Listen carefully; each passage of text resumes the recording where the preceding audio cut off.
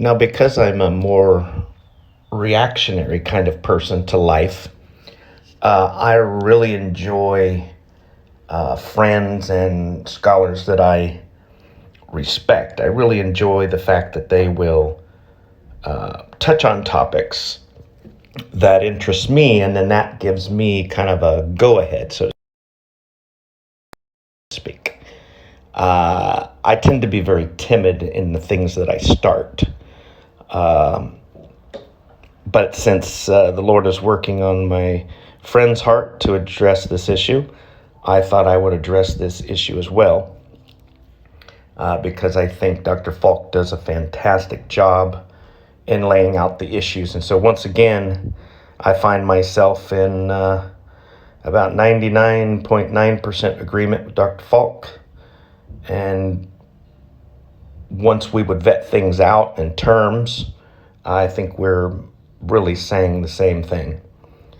And in like manner, Smokey and I, although we seem to disagree pretty strongly on some areas, when we really start vetting these topics out, there's far more agreement than we realize. So I would encourage everybody to stop and listen to one another, realize what the other is saying, and a lot of times we'll find that there is some common ground to discover that we are all saying the same thing in just a slightly different way, especially when the East and the West, the church, was in dialogue. They had language differences, and so there was some miscommunication between the two aspects of Christendom, but there is absolute agreement.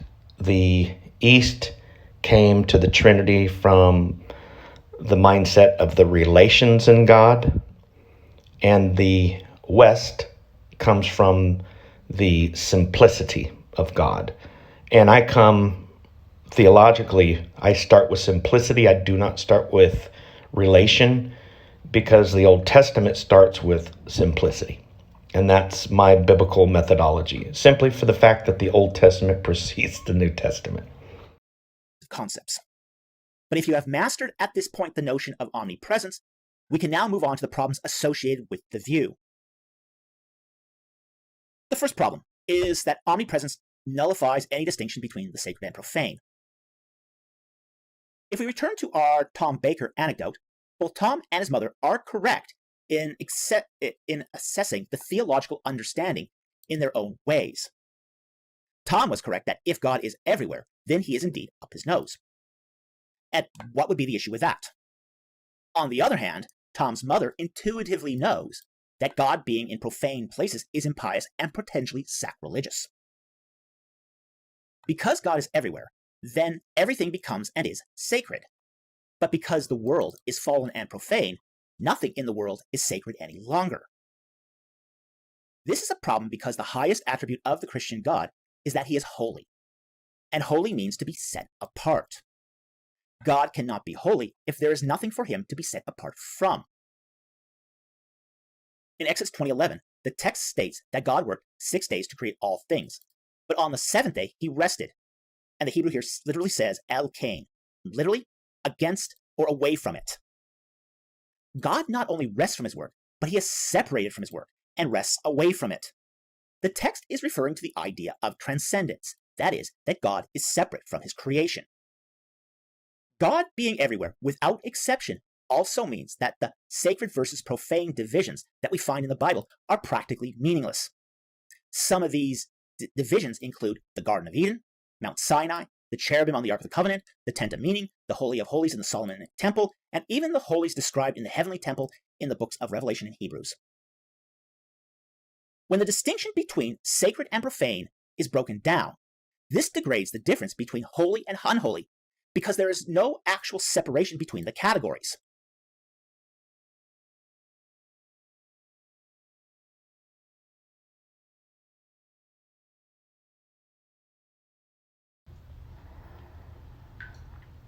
This is page 171 of The One Who Is by Kenny Rhodes. whoever that guy is. This is in response and in agreement with Dr. Falk's video on omnipresence. The only thing I would do differently than Dr. Falk is just explain it a little differently. And I already have in my book, and so I wanted to read this page and a half or so. When we consider what is called omnipresence, I am more of an old school guy that sees these terms as traditional and not necessarily descriptive of what a doctrine is. And let me explain it this way. Immensity, the notion that God is uncontainable, is an important biblical point of view, but for example, Richard Swinburne in his book, The Coherence of Theism, also William Lane Craig, they tend to engage in neo-theism, and they want to put these omnis against one another and then say that classical theism is incoherent. That is not the case, and I want to lay forth a Thomistic interpretation of what people call omnipresence, or even the omnis, omnipotence. All-powerful doesn't mean, as I believe it was Leibniz, this universal possibilism.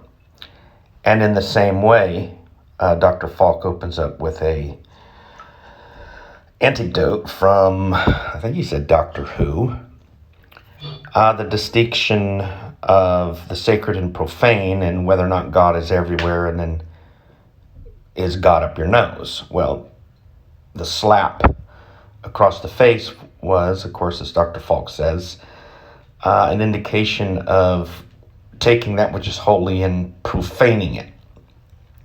So when we consider that God would be extended in space in a pantheistic manner, that is profaning the essence of God and putting God in contact with that which is evil. And there's some conundrums in here. It's a very finely nuanced doctrine, and so we need to approach it with much care, as Dr. Falk has done. I'll let you all read the biblical text just for time's sake.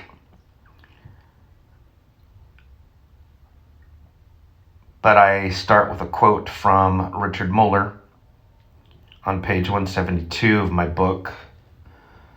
As for Boki and M. Scotty, my two biggest fans, could be my only fans, but hey, those two young guys are really sharp, and I'll take fans like that over 1,000 ding-dongs thinking I'm great.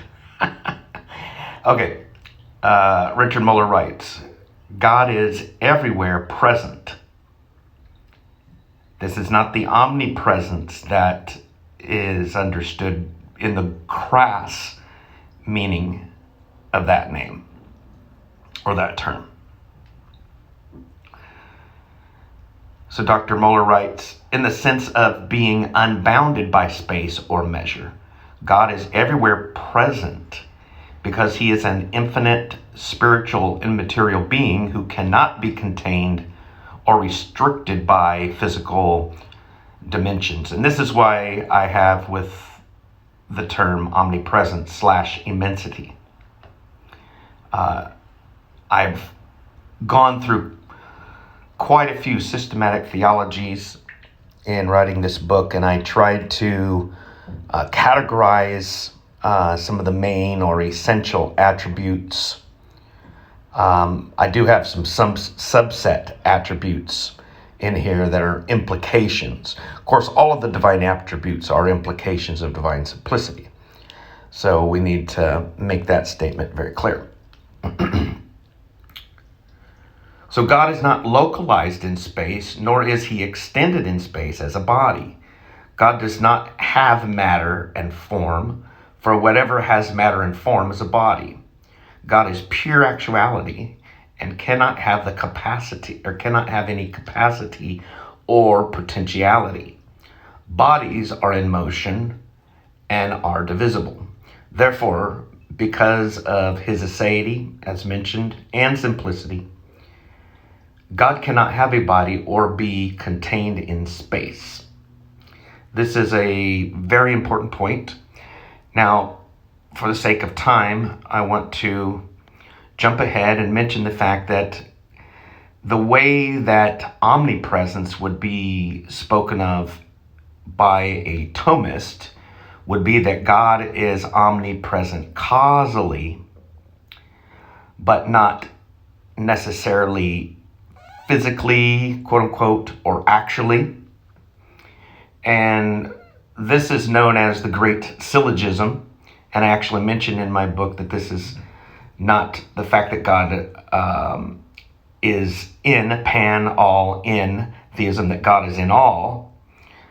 This is not at all saying that when we say that God fills, permeates, transcends. All of these terms are all analogical, and they're only aspects of the divine nature, and we can't even quantify them or package them up in a way for us to really univocally understand. And part of the problem with some of these analytic theologians, analytic philosophers, is their univocal predication of the divine essence, and that is a huge no-no. I can't see the divine essence, therefore I cannot predicate of the divine essence univocally.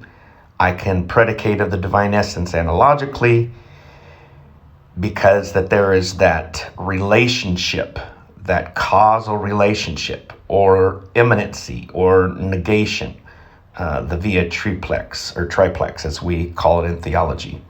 How the road to travel in predicating the divine attributes. So this great syllogism, Peter Kreeft actually writes that because God is existence himself, that God is actually causally in relationship with things as a batter is the bat is to the ball. So God is the agent. The bat is that which he can use in time in order to causally hit the ball. But when we talk about God being the cause, he is in per se causal contact with all things, because we are accidental. Our existence is not of ourselves, but it's from God. So our participation in the one who has existence per se allows all contingent and existent being to have existence in a per accidens manner.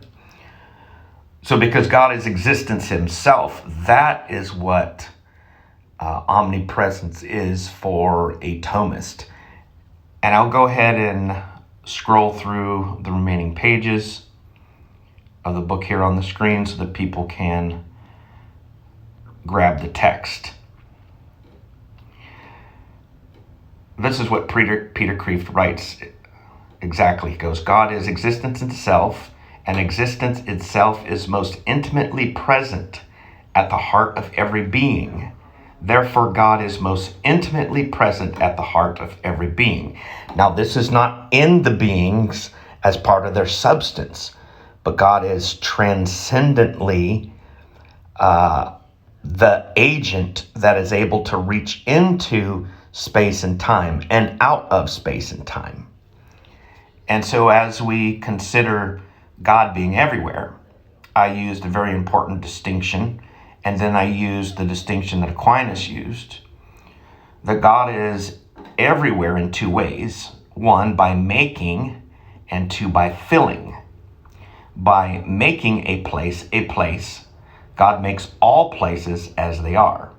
By filling, God fills every place, not as a body, but by giving existence to whatever occupies the space. Wherever God exists, he exists wholly. God exists everywhere and in everything by nature. Now, this is not panentheism. So a thing's nature is not measured by its locale or its place, so something can exist wholly by nature in more than one place. So this is getting into a very technical issue that I'm not going to go into at this point, but this is the way we can kind of conceive of participation, existence. For example, whiteness. Whiteness is instantiated. There is no place in the world where all the whiteness is able to exist, but it can be instantiated. And this is the way Aquinas would speak to the issue of how we can understand the soul's existence in the body. So the soul exists at every place and at every point in our body, and it's giving causal contact to our material and allowing our material bodies to move in space and time. But even in a certain sense, our own soul spirit transcends the material world, but we're also limited and extended in space, where God is not in space, but let's say, for the lack of a better illustration, the song, "He is the air I breathe." Of course, that's speaking of God as my everything. But in another sense, God is in causal contact with me in such a way that he's more intimate to me than I am even to myself. And that is where his transcendence is involved. And so that's why there's some vacillation between transcendence and omnipresence. And it's very difficult these days to use any of these terms technically, because you're just going to have to qualify them and make distinctions over and over again. So they are not good terms in the English by any stretch of the imagination. My last point I'd like to make is just simply the threefold distinction of God's presence. We might find that God is personally present, so he's in heaven. But in the way that he's in heaven, it's different from the way that God is present in his providential working in his kingdom. It's kind of like the king is present on the throne, but the king's power extends throughout his kingdom. So that doesn't mean that the king is literally present everywhere, but his power extends through his kingdom. And this is just a way that we can look at God's providential presence. And then there's the particular presence. The particular presence is God in heaven. Personal presence is that God is present with believers in a way that he is not present with unbelievers, because God is in the believer, but God is only in causal contact to the unbeliever, giving them existence. But there is one step further. God is giving our born again, our regeneration. God is now breathing life into our spiritual man, so to speak. But I wouldn't separate humans in three parts. We can't separate, we can only make distinctions. And that's why this is such an important issue. And as you can see, I did grab all of the omnis and talk about them, but I talked about them in a very biblical way and tried to pour some biblical meaning into those terms.